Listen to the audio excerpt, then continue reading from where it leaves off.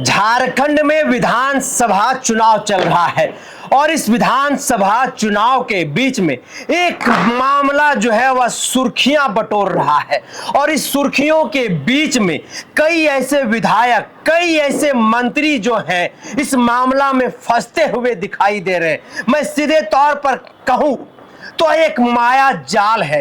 यह एक ऐसी माया जाल है, इस माया जाल से बाहर निकलने के लिए विधायकों को, मंत्रियों को खुद सामने मोबाइल लगा करके वीडियो बनाना पड़ रहा है। आखिर कौन सा वह मामला है? कैसे इस माया जाल में विधायक, मंत्री फंस जा रहे हैं? कौन है वो माया जाल रचने वाले? कैसे मंत्री, विधायक फंस जा रहे हैं? आखिर क्या कारण है? क्यों ये लोग जो है ऐसे फंस जा रहे हैं और इसके पीछे की सच्चाई क्या है, क्या झूठ है? आज सबों पर हम जो है इस पर पर्दा जो है उठाने का काम करेंगे और बताएंगे कि कैसे झारखंड विधानसभा चुनाव के बीच में यह मामला जो है वह राजनीतिक सुर्खियां बनी हुई है। राजनीति में जो है कहीं ना कहीं कोलाहल मचा करके रखा हुआ है। सभी विधायकों और मंत्रियों के जो है नींद और चैन उड़ाए हुए हैं। कौन है वह माया जाल? कौन सा वह मामला है? हमारे सहयोगी विशाल भारद्वाज हमारे साथ है। विशाल, कौन सा वह माया जाल है? कैसे उस माया जाल में मंत्री और विधायक फंस जा रहे हैं? क्या झूठ है, क्या सच है? दर्शकों को बताइएगा। दर्शक सुनने के लिए परेशान है, हैरान है कि कैसे विधायक, मंत्री जो है वो खुद मोबाइल सामने करके, कैमरा मंगा करके वीडियो बना रहे हैं, सफाई दे रहे हैं। विशाल, देखिए, झारखंड में विधानसभा चुनाव का जो महफिल है सज धज कर तैयार है, लेकिन इस बीच राजनीतिक गलियारों में मनी हनी का जो मामला है वह तुल पकड़ रहा है। देखिए निरंजन जी, आपको विस्तार पूर्वक बताते हैं कि यह मनी हनी का चक्कर क्या है। आपने देखा होगा 2019 विधानसभा का जब चुनाव हो रहा था, बीजेपी के जो विधायक थे विरंची नारायण, इसी चक्कर में उनका भी मामला खूब उछाला गया था जब एक आपत्तिजनक जो वीडियो है उनका वायरल हुआ था। उन्होंने कहा था कि इस वीडियो की जांच होनी चाहिए, उन्हें फंसाया जा रहा है। हमने देखा जब से राज्य में मुख्यमंत्री हेमंत सोरेन की सरकार बनी, बात पिछले वर्ष की है, यानी 17 अप्रैल की बात है, जब राज्य के स्वास्थ्य मंत्री बन्ना गुप्ता का भी इसी प्रकार एक आपत्तिजनक वीडियो वायरल हुआ था, जिसमें बन्ना गुप्ता और जो विधायक है सरयू राय, आपसी में उनका काफी ज्यादा टकराव हुआ था। यही मामला था, हनी ट्रैप का मामला था, जिसमें मंत्री जी खुद सामने आकर अपनी बातों को स्पष्ट कर रहे थे। लेकिन यह जो मामला है वह झारखंड मुक्ति मोर्चा के जो विधायक हैं मिथिलेश ठाकुर, उनका है। फिलहाल वो मंत्री हैं, पेयजल मंत्री हैं, और ऐसे में उनका भी एक हनी ट्रैप में फंसने वाला मामला सामने आया और इस बात की पुष्टि उन्होंने खुद की। वो बकायदा आते हैं, पत्रकारों को बताते हैं कि मुझे हनी ट्रैप में फंसाने की कोशिश चल रही थी। उन्होंने ये भी कहा कि यह पूरा जांच का विषय है, लेकिन देखिए उनकी एक बयान भी आया कि राजनीतिक षड्यंत्र के तहत उन्हें फंसाने की कोशिश चल रही है। भारतीय जनता पार्टी ने इस पर आपत्ति भी जाहिर की। उन्होंने कहा कि थाने में इस मामले को लेकर जांच करवाना चाहिए। देखिए, हम देखे थे क्या 17 अप्रैल 2023 को पहले बन्ना गुप्ता इसी हनी ट्रैप के चक्कर में फंसे थे, फिर बीजेपी के जो विधायक थे सीपी सिंह, जो 6 टर्म से रांची के विधायक हैं, उन्होंने भी बकायदा प्रेस कॉन्फ्रेंस कर कहा था कि मुझे हनी ट्रैप के मायाजाल में फंसाए जाने की कोशिश चल रही है। तो देखिए, झारखंड हनी ट्रैप के मामले में अक्सर बदनाम रहता है। अगर हम बात करें मनी ट्रैप की, तो आपने देखा होगा कि भारतीय जनता पार्टी के एक नेता है मदन सिंह, जिनके स्कूल से 1 करोड़ 15 लाख जो हमें जानकारी मिल रही है रुपए बरामद किए गए हैं, और जो लोग हैं, जो प्रशासन के लोग हैं, यही कह रहे हैं कि चुनाव को प्रभावित करने का काम किया जा रहा था। तो देखिए, झारखंड में जो मनी और हनी का जो मामला है वह तुल पकड़ता जा रहा है। इससे जो मंत्री हैं, जो विधायक हैं, उनकी नींद उड़ रही है।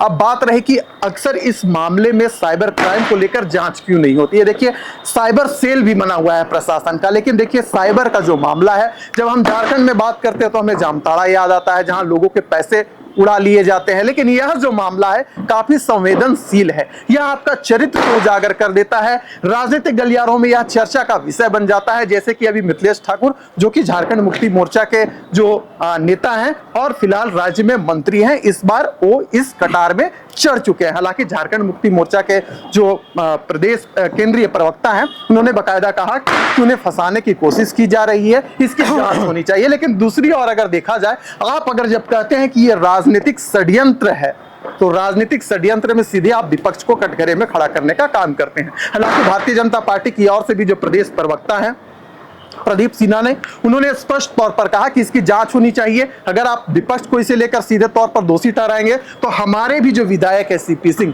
उन पर भी ऐसा कुछ मामला बन रहा था। तो देखिए झारखंड में जो मनी और हनी ट्रैप वाला मामला है दिन ब दिन बढ़ता जा रहा है और इसके शिकार कौन हो रहे हैं? मंत्री और विधायक हो रहे हैं निरंजन जी। ऐसे में जो प्रशासनिक अधिकारी हैं, जो प्रशासनिक सेल है, उनको हरकत में आना चाहिए और हकीकत को जनता के बीच रखना चाहिए। क्योंकि देखिए जनता के बीच जानते हैं जब कोई मामला आता है तो कई प्रकार का चर्चा का विषय बनता है, जिससे जो छवि है, चाहे वो मंत्री हो या चाहे विधायक हो, छवि धूमिल होती है। जी निरंजन जी। तो साइबर सेल बना हुआ है, स्पेशल साइबर सेल होता है, जो ऐसे जो फ्रॉड लोग होते हैं, जो लोगों को गलत तरीके से फंसाने की कोशिश करते हैं। सबसे पहले की देखिए जो मनी यानी कि पैसा, और हनी मतलब इसमें एक लड़की का बोध होता है। सीधे तौर पर मैं किसी लड़की के छवि को धूमिल नहीं करना चाहता हूं, लेकिन मनी और हनी के जो मामला है, कहीं ना कहीं पैसा और एक लड़की का जो है सीधे तौर पर इसका हवाला दिया जाता है। और इस हवाले में कई ऐसे लोग जो है फंस चुके हैं। सीधे तौर पर कई लोगों की छवि जो है वो धूमिल हो चुकी है,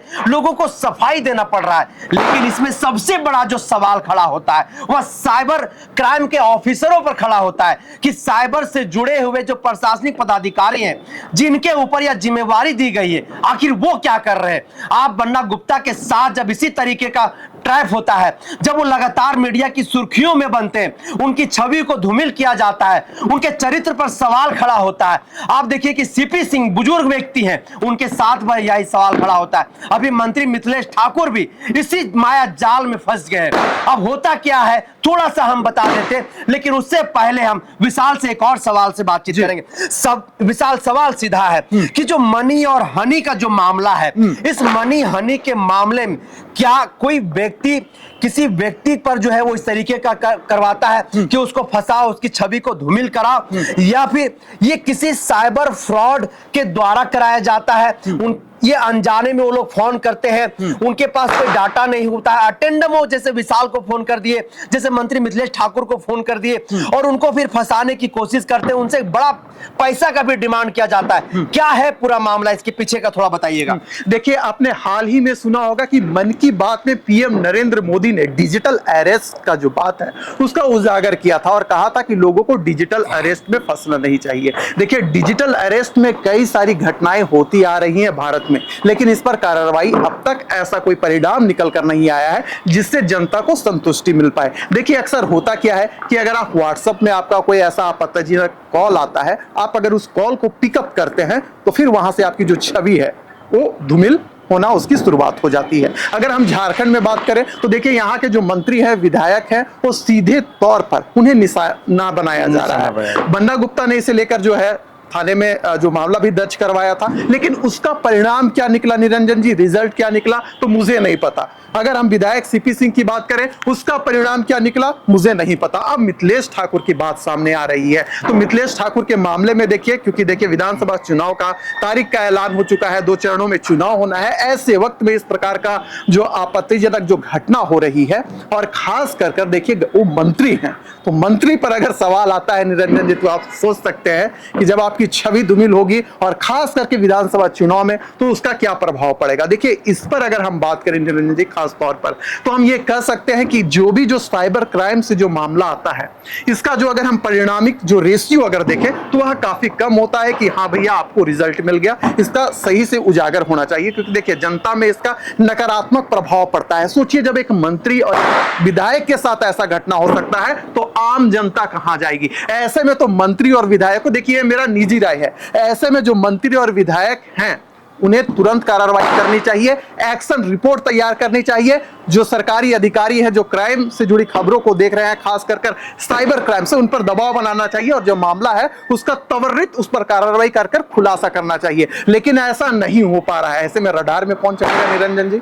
मंत्री जी चढ़ेंगे, विधायक जी चढ़ेंगे। देखिए आप पावर में हैं, ये आपका कर्तव्य बनता है कि इस प्रकार के मामलों का तुरंत अनुसंधान करवाया जाए और परिणाम जनता के बीच रखा जाए। लेकिन होता क्या है, समय के साथ सब मामला दब जाता है और ऐसे में जो राजनीतिक गलियारों में आम जनता के बीच जो मंत्री है और विधायक है, उनके चरित्र को लेकर चर्चा होनी तेज हो जाती है।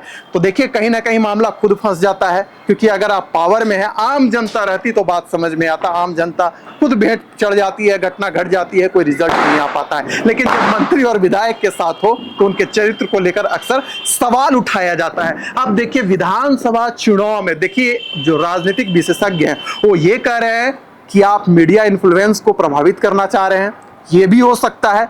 लोग कह रहे हैं कि सच में ऐसा कुछ हो सकता है। तो देखिए तरह तरह की बातें अक्सर इस प्रकार का उजागर होती है और मनी हनी ट्रैप का जो मामला है सिर चढ़कर बोलता है और ऐसे में जो छवि है वो खराब होती ही है निरंजन जी। तो देखिए मनी और हरी में ये तो विधायक, मंत्री और प्रशासनिक पदाधिकारी के लोगों की बात है, लेकिन आप सोचिए कि वो जो सामान्य लोग हैं विशाल, जो गांव घर में रहते हैं, वो कितने सैकड़ों में जो है लोग हैं, हजारों की जनसंख्या में जो लोग हैं इसी तरह से डेली मनी और हनी के ट्रैप का शिकार होते हैं। बिल्कुल। आप देखिए कि जैसे आप मनी और हनी ट्रैप का शिकार होते हैं, तुरंत आपके सामने एक फोन आता है कि मैं फलना पुलिस स्टेशन से बात कर रहा हूं, आपका एक वीडियो, आपका एक फोटो जो है मेरे पास आया हुआ है, इस तरीके के लड़की के साथ आपका एक न्यूड फोटो आया हुआ है मेरे साथ। बिल्कुल। आप समझिए कि उससे फिर एक मोटा रकम भी वसूला जाता है। ऐसे में ना तो इससे मंत्री अछूता है, न ही इससे कोई विधायक अछूता है, और नहीं प्रशासनिक विभाग के कई पदाधिकारी भी इससे अछूते नहीं है। बिल्कुल। और सामान्य लोगों की तो आप आम लोगों की तो बात ही नहीं करिए। ऐसे में कहीं ना कहीं ये जो मामला है जिस वक्त सामने आया है, जब झारखंड में विधानसभा का चुनाव चल रहा है और कैंपेन अपने जो है कहीं ना कहीं उफान पर है, वैसे वक्त में अगर मंत्री मिथिलेश ठाकुर के ऊपर इस तरीके का कहीं ना कहीं जो मामला आया है मनी हनी ट्रैप का, क्या लग रहा है, इसका क्या प्रभाव पड़ सकता है और आम लोगों के बीच में इसका क्या संदेश जाएगा? आखिरी सवाल। देखिए जो अगर ये पूरे मामला को देखें, जनता के बीच या जब मामला जाता है निरंजन जी, तरह तरह की बातें होती हैं। कोई मंत्री जी के चरित्र के ऊपर सीधे फोकस कर बैठता है। जब मंत्री जी प्रेस कॉन्फ्रेंस कर बकायदा अपना स्पष्टीकरण देते हैं तो वहां से एक नया मोड़ आ जाता है कि हो सकता है उन्हें फंसाया जा रहा हो, राजनीतिक लाभ लेने की कोशिश की जा रही हो, चाहे इसमें कोई भी हो। देखिए लेकिन अक्सर होता क्या है, जब पक्ष और विपक्ष की बातें आती है निरंजन जी, तो सीधे तौर पर अगर आप सत्ता में हैं तो विपक्ष रडार पर होता है, अगर विपक्ष के साथ घटना होती है तो सत्ता पक्ष के लोग रडार में आते हैं। लेकिन इसी बीच जनता फंस जाती है। होना यह चाहिए था कि झारखंड सरकार की ओर से इसे लेकर विशेष अवेयरनेस प्रोग्राम चलाना चाहिए था निरंजन जी। जो साइबर अधिकारी है उन्हें जा जाकर डोर टू डोर कैंपेन करना चाहिए था, क्योंकि देखिए आज का जो भारत है डिजिटल युग का भारत है। डिजिटल युग में कई सारी ऐसी घटनाएं हो जाती है जो मेंटली तौर पर आपको परेशान कर सकती है। तो होना यही चाहिए था, क्योंकि इसका सीधा कहीं ना कहीं प्रभाव जो है वह जनता के माइंड पर पड़ता है, बच्चों के ऊपर पड़ता है और सवाल उठता है कि देखिए मंत्री जी के साथ ऐसी ऐसी घटना हो रही है, तो चर्चा का विषय बन जाता है और चेहरा आपो आप धूमिल होना वहां से उसकी शुरुआत हो जाती है। तो मंत्री मिथिलेश ठाकुर के साथ जो हनी और मनी का जो मामला सामने आया, जो अभी झारखंड की राजनीतिक गलियारों में चर्चा का विषय बना हुआ है, और इसको लेकर के मंत्री मिथिलेश ठाकुर ने सीधे तौर पर विपक्ष में जो बैठी भारतीय जनता पार्टी है उस पर उन्होंने आरोप लगाया और कहा कि सारे षड्यंत्र जो है वो धाराशाही हो जाएगा, उसको हम लोग चकनाचूर कर देंगे और इससे भी हम लोग जीत जाएंगे। लेकिन क्या सच में भारतीय जनता पार्टी के द्वारा जो है यह षड्यंत्र रचा गया? क्या भारतीय जनता पार्टी ने मनी और हनी ट्रैप में मंत्री मिथिलेश ठाकुर को फंसाने की कोशिश किया? क्या उनके चरित्र को धूमिल करने की कोशिश किया? यह एक सवाल जो है राजनीतिक गलियारों में लगातार बना हुआ है, लेकिन इससे अछूते भारतीय जनता पार्टी के भी नेता और विधायक जो है वो कहीं ना कहीं बाहर नहीं है। तो यह एक बहुत बड़ा सवाल है और यह जांच पड़ताल का विषय है। लेकिन जो फिलहाल इस वक्त झारखंड की राजनीतिक गलियारों में विधानसभा के चुनाव में जो मामला तुल पकड़ा हुआ है, जो चर्चा का विषय बना हुआ है, वो हमने आप तक पहुंचाने का काम किया, उस पर हम लोगों ने विश्लेषण किया। तो इस खबर को, इस विश्लेषण को हम यहीं पर करते हैं समाप्त। तब तक के लिए दीजिए इजाजत। जोहार।